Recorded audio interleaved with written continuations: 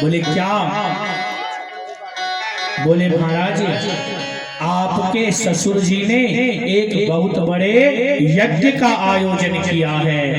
अच्छा एक बात कहें, जब मैयाओं को बाबा से कुछ काम निकलवाना होता है तो अपना संबंध नहीं बताती हैं।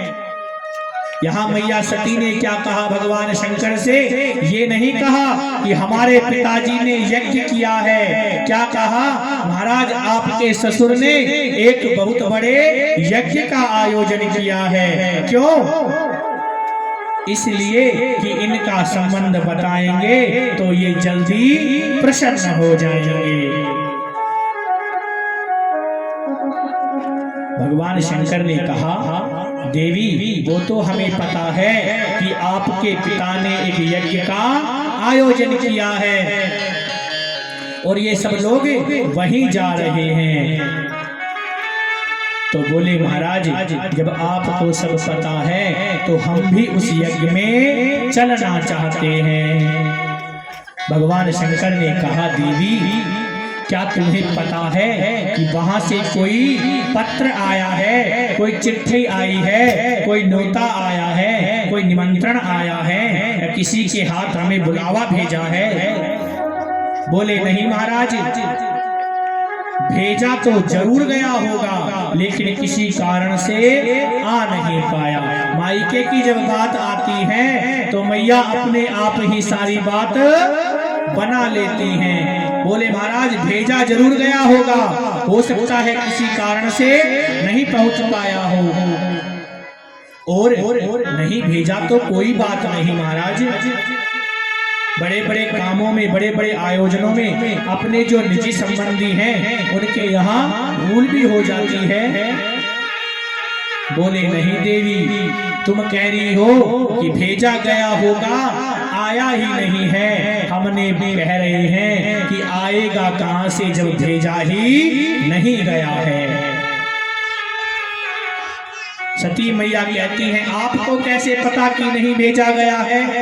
तो भगवान शंकर कहते हैं देवी हम तुम्हें एक घटना बताते हैं। जब तुम्हारे पिताजी को प्रजापति घोषित किया गया था तो तुम्हारे पिताजी को बड़ा अहंकार हो गया था और उनके सम्मान में एक सम्मान समारोह रखा गया था। उसमें सब तो उनका उठकर सम्मान किए, हम 3 लोग खड़े नहीं हुए। और देवी हमें अपने कोई अहंकार नहीं, हम तो खड़े हो जाते लेकिन हम हमारे आराध्य भगवान राम का चिंतन कर रहे थे। तुम्हारे पिताजी कब चले आए हमें पता ही नहीं लगा। और तुम्हारे पिताजी जब आए यज्ञ में तो उन्होंने बैठते ही सिंहासन पर सबसे पहले हमें ही सुनाना प्रारंभ कर दिया कि बड़े अधिकार दक्ष जब पावा, बड़े अधिकार दक्ष जब पावा, बड़े अधिकार दक्ष जब पावा, बड़े अधिकार दक्ष जब अभिमान कहाँ चली आवा,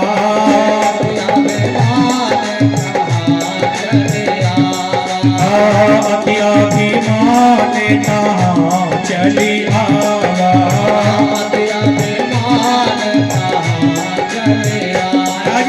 जब दक्ष को प्रजापति घोषित किया गया ऐसा संसार में कोई नहीं जन्मा जो पद प्राप्त करने के बाद अहंकार न आए। अस को नहीं जाने माँ जग माही, अस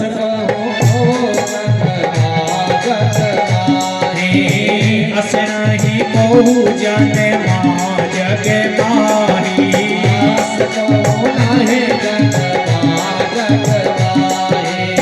प्रभुता पाए मद नानी। ऐसा संसार में कोई जन्म नहीं लिया जो पद प्राप्त करने के बाद मद ना आए।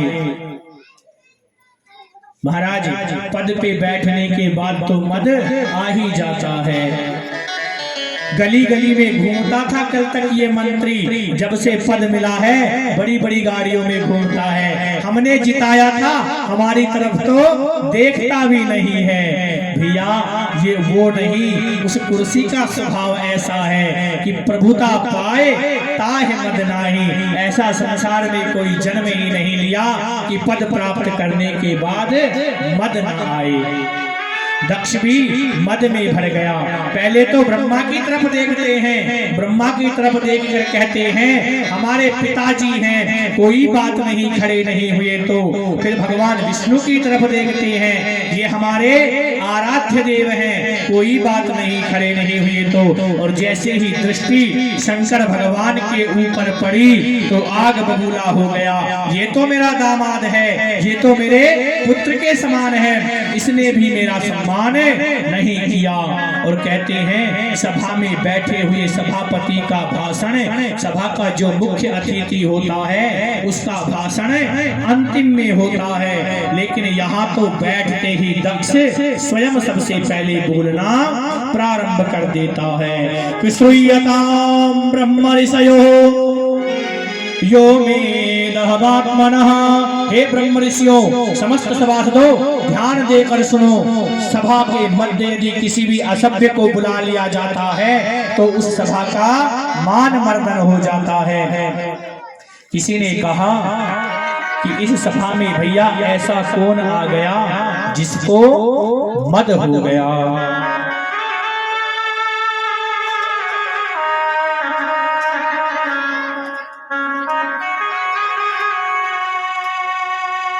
इतना अहंकार हुआ दक्ष को कि महाराज भगवान शंकर को भला बुरा कहने लगा और सब एक दूसरे की तरफ देखने लगे। भैया इस सभा में असभ्य कौन आ गया?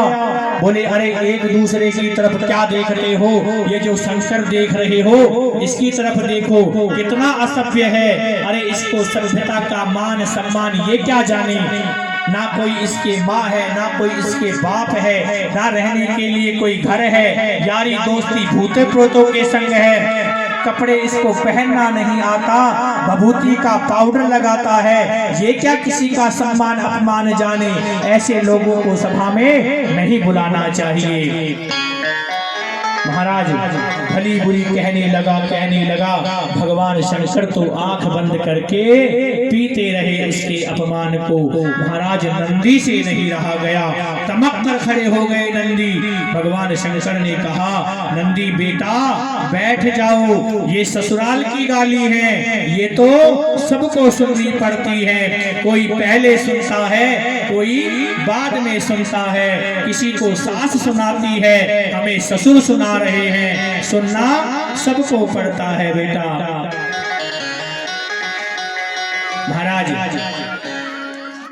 शंकर भगवान तो कुछ नहीं बोल रहे हैं तो दक्ष का और दुस्साहस बढ़ गया और दक्ष का साहस इतना बढ़ा कि अंत में तो भगवान शंकर को श्राप ही दे दिया। आज के बाद इस शिव शंकर को किसी भी यज्ञ में कोई भी हिस्सा नहीं दिया जाएगा। जैसे ही श्राप दिया तमक कर खड़े हो गए नंदी। बस करो महाराज, अभी तक तो सहन कर रहे थे, अब बात बर्दाश्त के बाहर हो गई है। हे दुष्ट दक्ष, जब से आया है बड़बड़ाते जा रहा है, किसी की नहीं सुन रहा। हम भी तुझे श्राप देते हैं कि तेरे भी बकरे का सर लग जाए। महाराज दक्ष के पक्ष में खड़े हो गए प्रभु जी महाराज। ए नंदी, ये ससुर दामाद की आपस की बात थी, तू क्यों बीच में बोला? जा, हम भी तुझे श्राप देते हैं कि शिव जी के गण पाखंडी हो जाएं। महाराज सारे के सारे शिवगण खड़े हो गए। ए बुड्ढे बाबा, यदि तुझे श्राप ही देना था तो अकेले नंदी को देता, सबको क्यों तूने लपेटे में ले लिया? जा, हम भी तुझे श्राप देते हैं कि तेरे जैसे चाटुकार ब्राह्मण, तेरे जैसे ब्राह्मण भिखमंगा हो जाए, सर्वभक्षी हो जाए। भगवान शंकर ने मन में विचार किया, राम राम राम, ये सम्मान समारोह है या श्राप समारोह है। आगे आगे भगवान शंकर अपने सारे गणों को लेकर चल पड़ते हैं। गण कहते हैं, शंकर भगवान कहते हैं कहाँ चलोगे? तो सारे शंकर भगवान से सारे भूत प्रेत जितने भी गण थे सारे के सारे एक ही बात कहते हैं कि जहाँ ले चलोगे वहीं हम चलेंगे। जहाँ ले चलोगे वहीं हम चलेंगे। जहाँ ले चलोगे वहीं हम चलेंगे। जहाँ ले चलोगे वहीं हम चलेंगे। जहाँ नाथ रख दोगे, जहाँ नाथ रख दोगे, जहाँ नाथ रख दोगे, जहाँ नाथ रख लोगे वहीं हम रहेंगे। जहाँ ले चलोगे वहीं हम चलेंगे। जहाँ ले चलोगे वहीं हम चलेंगे। जहाँ ले चलोगे वहीं हम चलेंगे। जहाँ ले चलोगे वहीं हम चलेंगे।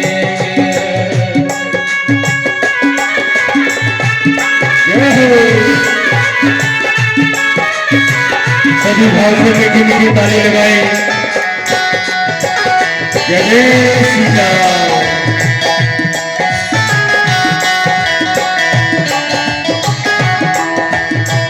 जहाँ हाथ रख दोगे, नाथ रख दोगे, जहाँ हाथ रख दोगे, जहाँ नाथ रख दोगे वहीं हम रहेंगे। जहाँ ले चलोगे वहीं हम चलेंगे। जहाँ ले चलोगे वहीं हम चलेंगे। जहाँ ले चलोगे वहीं हम चलेंगे। जहाँ ले चलोगे वहीं हम चलेंगे।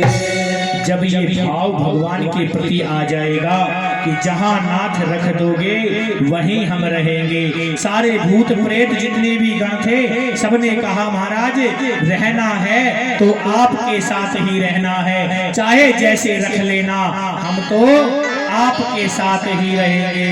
तो जब ये भाव भगवान के प्रति आ जाएगा तो भगवान फिर उस जीव को छोड़ते नहीं। बाबा शंकर ने भी क्या किया? भूत प्रेतों को अपने अंगीकार कर लिया, अपनी गोद में बैठा लिया, सर्प को उठाकर अपने गले में धारण कर लिया, बिच्छुओं को उठाकर अपने कानों में धारण कर लिया और भगवान शंकर ने सबको अपने हृदय से लगा लिया कि दरबार में भोले बाबा के दुख दर्द मिटाए जाते हैं। दरबार में भोले बाबा के सब दुख मिटाए जाते हैं। दरबार में भोले बाबा के दुख दर्द मिटाए जाते हैं। दरबार में भोले बाबा के सब दुख मिटाए जाते हैं। दुनिया के सताए लोग यहाँ, दुनिया के सताए लोग यहाँ, दुनिया के सताए लोग यहाँ, दुनिया के सताए लोग यहाँ सीने से लगाए जाते हैं। दरबार में भोले बाबा के सब दर्द मिटाए जाते हैं। दुनिया किसको ठुकराती है, दुनिया किसी को ठुकराती है।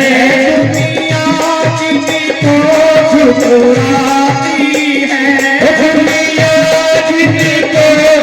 गिराती है गोदी में बिठाए जाते हैं, गोदी में बिठाए जाते हैं दरबार में मेरे बाबा के दुख दर्द मिटाए जाते हैं।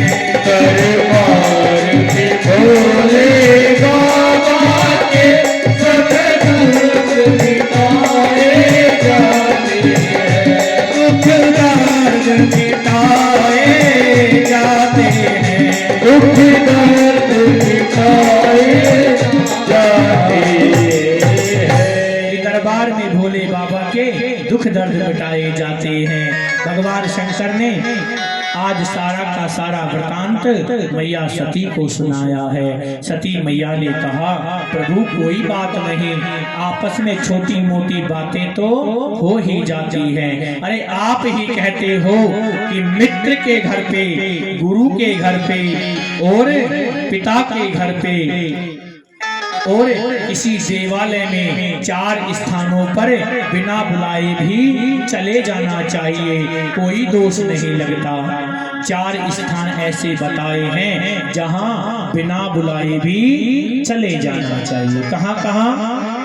सर्वप्रथम तो मंदिर में, कथाओं में बिना बुलाए चले जाना चाहिए, वहां निमंत्रण की प्रतीक्षा नहीं करनी चाहिए। दूसरा, मित्र के घर में, दोस्त के यहाँ भी बिना बुलाए चले जाना चाहिए। तीसरा, गुरु के स्थान पे, गुरु का जो आश्रम होता है, गुरु का जो देवालय होता है या उसका घर होता है, उसे भी बिना बुलाए जा सकते हैं। और चौथा, पिता के घर में, पिता के घर में भी बिना बुलाए चले जाना चाहिए। भगवान शंकर कहते हैं बिल्कुल सही है देवी, चले जाना चाहिए, पर हमारे वहां जाने से एक व्यक्ति भी यदि दुखी हो जाए तो उस स्थान पर नहीं जाना चाहिए।